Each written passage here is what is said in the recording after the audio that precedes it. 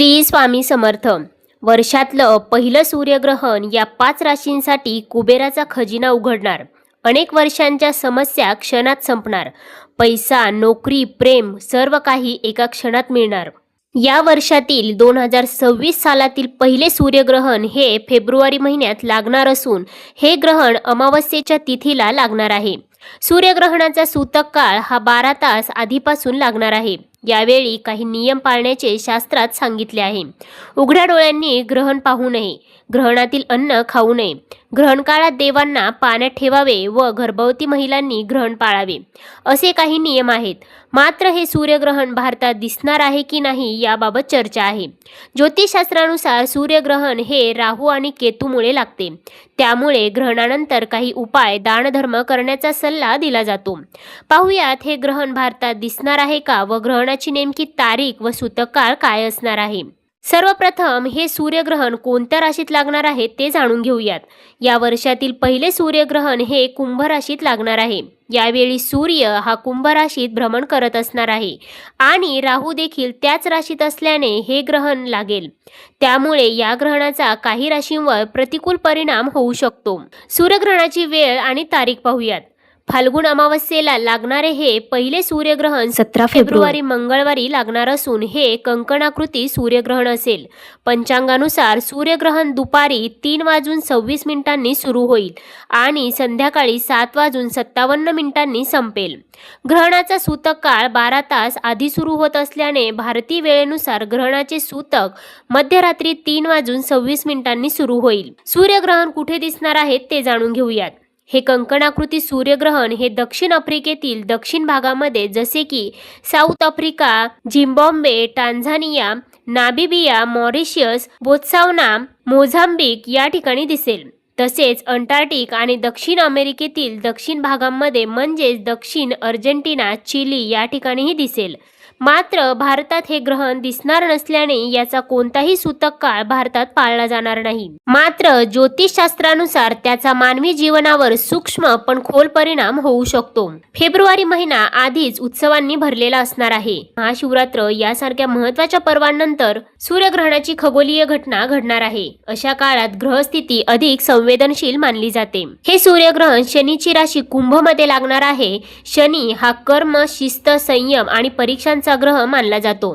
त्यामुळे कुंभ राशीत सूर्यग्रहण होणे तुलनेने अधिक प्रभावी आणि आव्हानात्मक समजले जाते. या ग्रहणाचा परिणाम सर्व 12 राशींवर कमी अधिक प्रमाणात जाणवेल.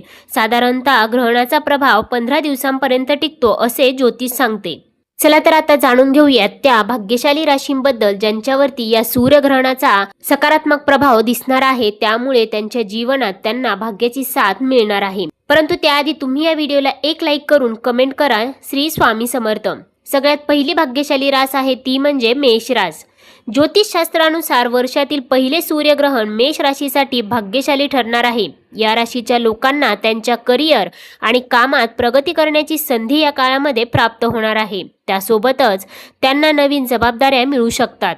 पदोन्नतीची दाट शक्यता देखील आहे. नोकरीत बदल होऊ शकतो. तसेच व्यावसायिकांसाठी हा काळ एक उत्तम काळ असणार आहे. वर्षातील हे पहिलं सूर्यग्रहण तुमच्या जीवनामध्ये सकारात्मक गोष्टी घेऊन येणारं ठरणार आहे. त्यासोबतच या काळामध्ये तुम्हाला एखादी आनंदाची मोठी बातमी देखील मिळू शकते. त्यामुळे तुमचे आयुष्य बदलू शकते. त्यासोबतच या काळामध्ये तुम्हाला तुमच्या मुलांकडून देखील एखादी आनंदाची बातमी मिळू शकते. त्यामुळे तुमचे मन प्रसन्न राहील.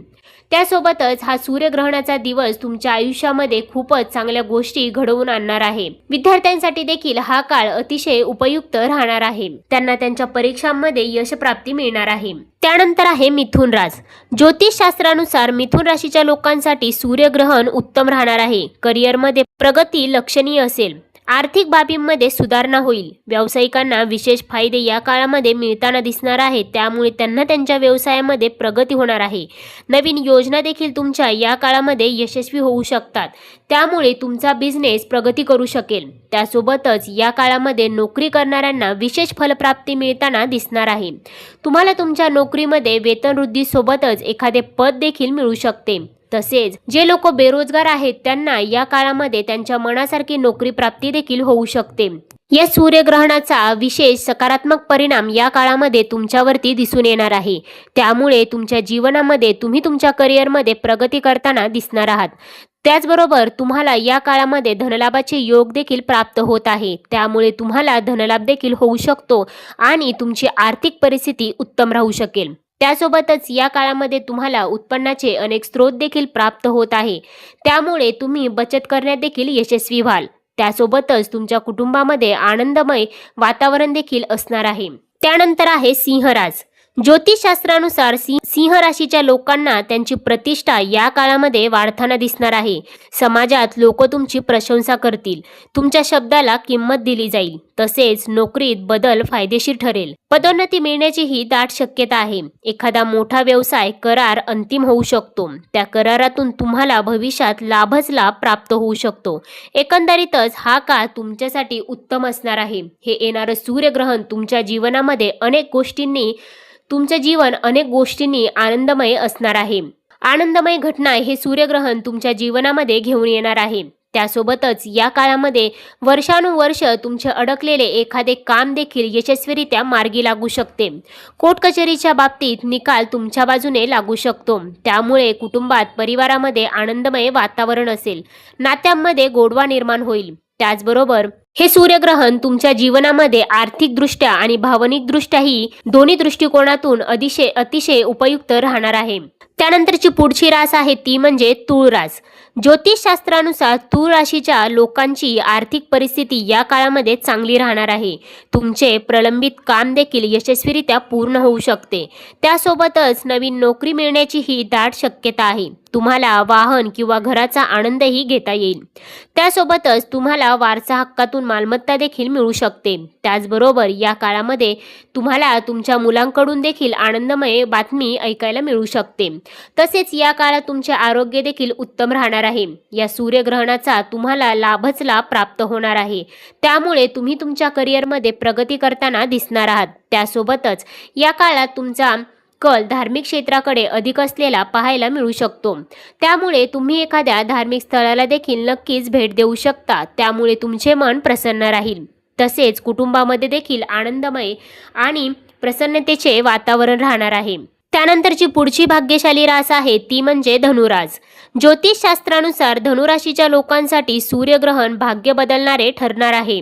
ते विदेशातील व्यवहारांशी संबंधित बाबींमध्ये यशस्वी होतील। तसेच तुम्ही नवीन काम देखील या काळामध्ये सुरू करू शकतात। या कामाचा तुम्हाला भविष्यामध्ये फायदा होताना दिसणार आहे। घर खरेदी करण्याची ही तुमची शक्यता आहे।